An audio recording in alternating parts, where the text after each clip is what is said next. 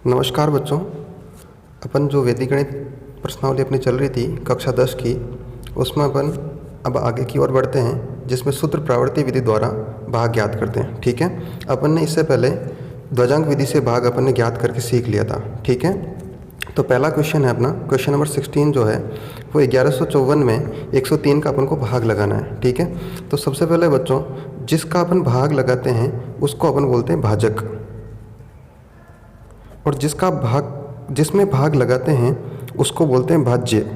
ठीक है बच्चों, तो सबसे पहले आपको क्या करना है, जो भाजक है उसका आपको आधार ज्ञात करना है।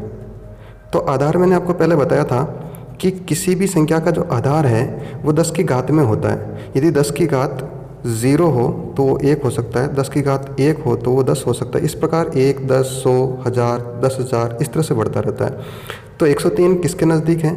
100 के नज़दीक है, तो इसका आधार कितना हो जाएगा? 100। ठीक है बच्चों, अब यहाँ पर अपन इसका विचलन निकालेंगे। ठीक है, तो विचलन का मैंने सूत्र बताया था आपको, संख्या माइनस आधार।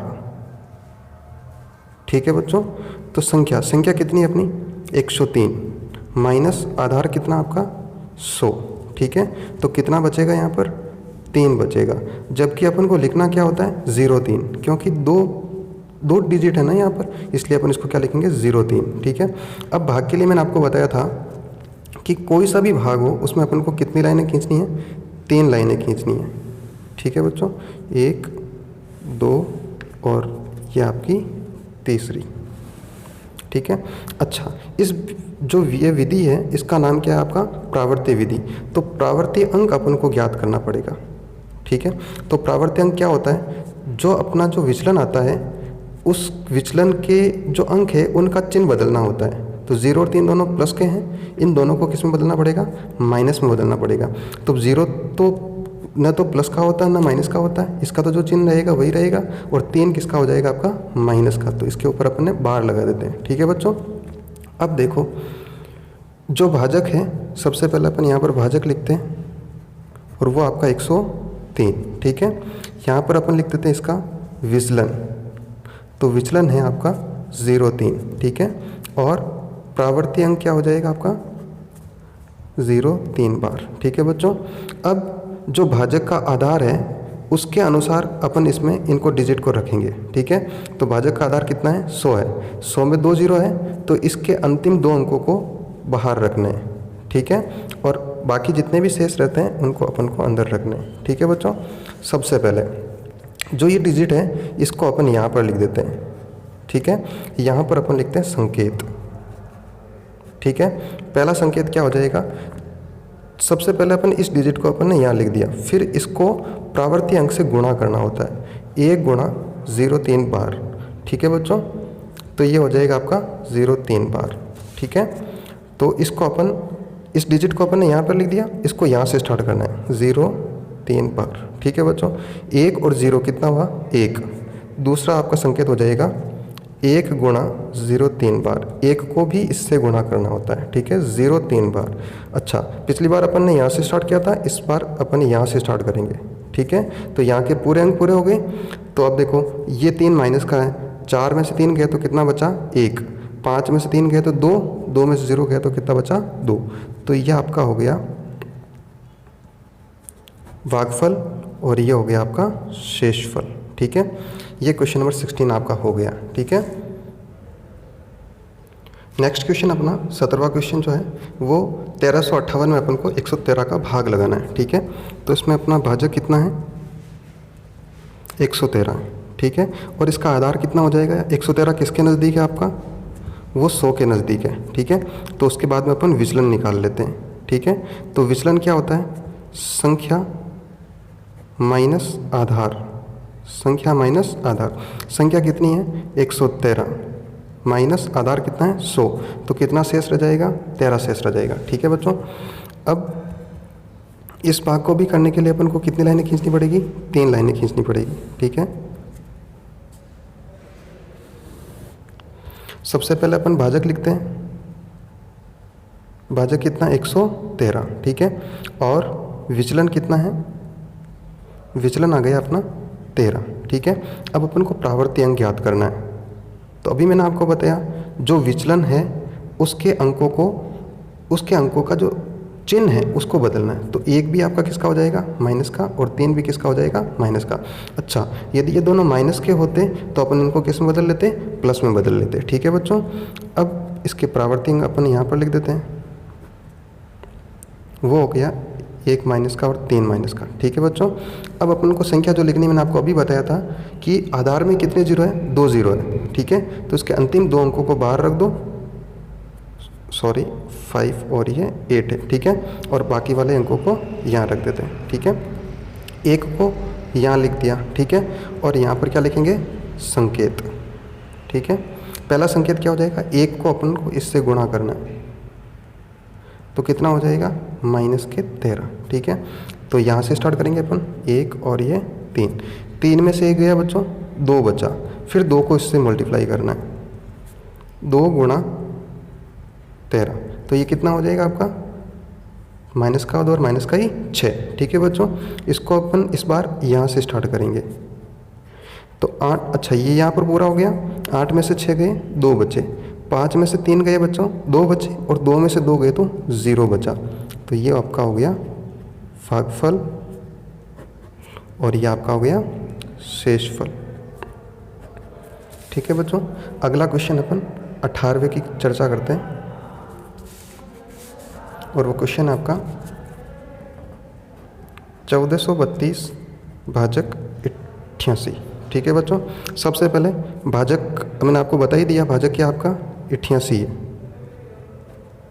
ठीक है, इसका आधार कितना हो जाएगा, 88 किसके नज़दीक है, आपके 100 के नज़दीक है। ठीक है, यहाँ पर अपन विचलन निकाल लेते हैं। तो विचलन क्या होता है, सूत्र याद हो गया होगा अब तो आपको, संख्या माइनस आधार। संख्या कितनी है, 88। ठीक है, आधार कितना आपका 100, तो कितना बचेगा आपका, -12 बचेंगे। किसके बचेंगे, -12। ठीक है, अब भाग करने के लिए वही अपन को कितनी लाइनें खींचनी है, 3 लाइनें खींचनी है। ठीक है बच्चों, सबसे पहले अपन इधर भाजक लिखेंगे, और भाजक अब इस बार कितना है, 88। ठीक है, यहाँ पर अपन लिखेंगे विचलन, और विचलन कितना आया, -12। ठीक है, और यहाँ पर लिखेंगे अपन प्रावर्ती अंक। प्रावर्ती अंक मैंने आपको बताया था क्या करना है, इनके चिन्ह बदलना है। ठीक है, तो दोनों ही माइनस के, तो क्या हो जाएंगे आपके, दोनों ही प्लस के हो जाएंगे। ठीक है, यहाँ पर लिख देता हूँ मैं, और प्रावर्ती अंक किसके हो जाएंगे, दोनों ही प्लस के हो जाएंगे।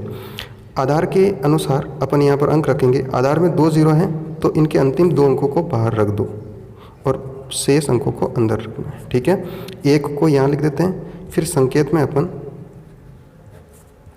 पहले संकेत में 1 को प्रावर्ती अंक से गुणा करते हैं, तो कितना हो गया, 12 हो गया, तो इसको यहाँ से लिखना स्टार्ट करना पड़ेगा। ठीक है, 4 और 1 5, अब 5 को इससे गुणा करना है, तो क्या हो जाएगा, 5 गुणा 12, कितने हो गए, 60 हो गए।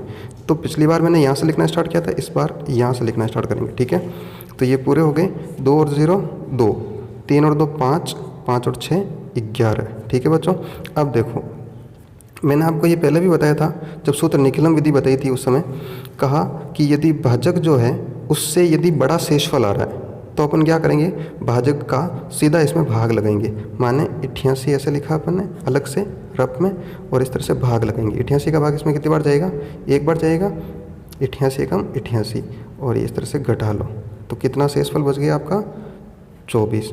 तो भाग कितनी बार, 1 बार गया था, तो ये हो गया आपके 16।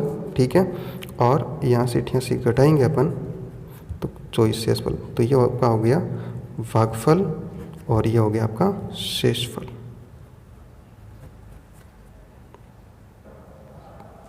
अगले क्वेश्चन की बात करते हैं, क्वेश्चन नंबर 19। 14,885 में अपन को 123 का भाग लगाना है। ठीक है, सबसे पहले 123 आपका भाजक है, तो मैं लिख देता हूँ भाजक कितना है, 123। आधार कितना होगा इसका, आधार बच्चों हो जाएगा 123 किसके नज़दीक है, 100 के नज़दीक है। ठीक है, विचलन निकालना है अपन को, तो विचलन बराबर क्या होता है, संख्या माइनस आधार। ठीक है, संख्या कितनी है, 123 माइनस आधार कितना आपका 100, तो कितना शेष रहेगा, 23 शेष रहेंगे। ठीक है, अब भाग के लिए अपन को वही 3 लाइनें खींचनी है।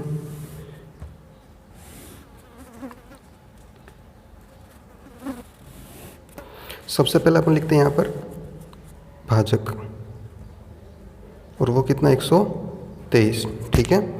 और उसके बाद में अपन को लिखना है विचलन। विचलन कितना है 23, और यहाँ पर लिखना है प्रावर्तीय अंक। तो प्रावर्तीय अंक मैंने आपको अभी बताया था, जो विचलन है उसके अंकों का चिन्ह बदलना है। दोनों का अब ये प्लस ही है तो किसका हो जाएगा, ये माइनस के हो जाएंगे दोनों, ठीक है। तो ये हो गया 2 भी माइनस का और 3 भी माइनस का, ठीक है। आधार के अनुसार अपन इसमें अंक रखेंगे। आधार में 2 0 है तो 2 अंकों को बाहर रखेंगे, अंतिम 2 अंकों को। तो 85 को अपन बाहर रख देते हैं और शेष अंकों को अपन अंदर रख देते हैं, ठीक है। सबसे पहले यहाँ पर अपन संकेत लिख देते हैं। सबसे पहले ये पहला जो अंक है उसको अपन यहाँ लिखना है, ठीक है। ये काम अपन दोनों में ही करना है, एक तो प्रावर्तीय वाले भाग में भी ऐसा ही करते हैं और निखिलम वाले में भी ऐसा ही, ठीक है। अब एक को प्रावर्तीय अंक से गुणा करते हैं, तो ये हो गया आपका 23, ठीक है। कहाँ से स्टार्ट करना है, यहाँ से तो मैंने ये लिख दिया था, तो यहाँ से स्टार्ट करना है, ठीक है। 4 में से 2 गया तो 2, ठीक है। और 8 में से 3 गया तो, सॉरी ये बाद में करना है, पहले अपन को ये करना है 2 आ गए ना, तो 2 को अब इससे वापस गुणा करना है, 2 गुणा 23, ठीक है। तो ये हो जाएगा आपका माइनस का 4 और माइनस का 6। पिछली बार यहाँ से लिखना स्टार्ट किया था, इस बार अपन यहाँ से करेंगे, ठीक है। अब देखो 8 में से 3 गया, 5 बचे, 5 में से 4 गए, कितना बचा आपका 1, क्योंकि ये भी माइनस का और ये भी माइनस का। आप ऐसा भी कर सकते हो कि 3 भी माइनस का है और 4 भी माइनस का है, समान चिन्ह के तो ये जुड़ जाएंगे, ठीक है। और 8 में से 7 गया तो 1 बचा। अब 1 को वापस प्रावर्तीय अंक से गुणा करना है, 1 गुणा 23 कितना हो गया 2, माइनस का 2 और माइनस का 3। पिछली बार मैंने यहाँ से लिखना स्टार्ट किया था, इस बार यहाँ से करेंगे। तो यहाँ से ये पूरे हो गए, 5 में से 3 गए, 2 बचे, माइनस का 6 और माइनस का 2, माइनस के 8 हो गए, प्लस के 8 में से माइनस के 8, कितना बचेगा 0 बचेगा। अच्छा ये भी चेक कर लो कि कहीं भाजक जो है वो शेषफल से छोटा तो नहीं है, ठीक है, और नहीं है यहाँ पर 123 बड़े हैं, ठीक है। तो ये आपका है भागफल हो गया और ये हो गया आपका शेषफल, ठीक है बच्चों। इससे पहले जो मैंने ध्वजांक वाली विधि करवाई थी वो आप वीडियो के ऊपर आई बटन में आप क्लिक करें, वहाँ पे आपको वीडियो मिल जाएगी, ठीक है बच्चों।